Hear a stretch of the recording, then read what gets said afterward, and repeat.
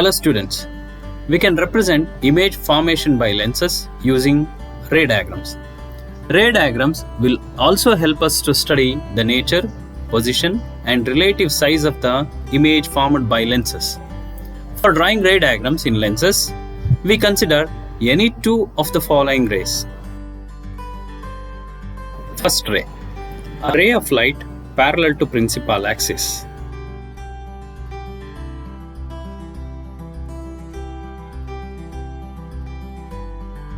A ray of light from the object parallel to the principal axis after refraction from a convex lens passes through the principal focus on the other side of the lens as shown.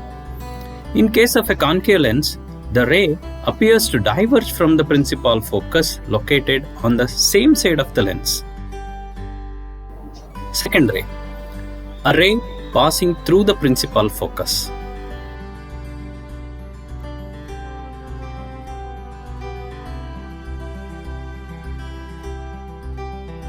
A ray of light passing through a principal focus after refraction from a convex lens will emerge parallel to the principal axis as shown.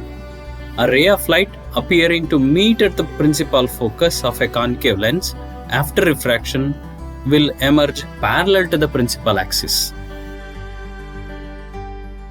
Now, the third ray, a ray of light passing through the optical center of a lens.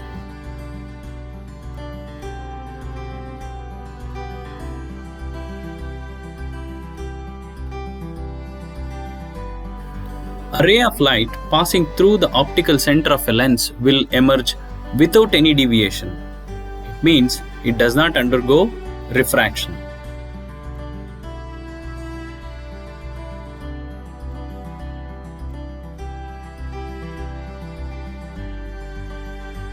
Fourth ray, a ray of light passing along the principal axis of a lens.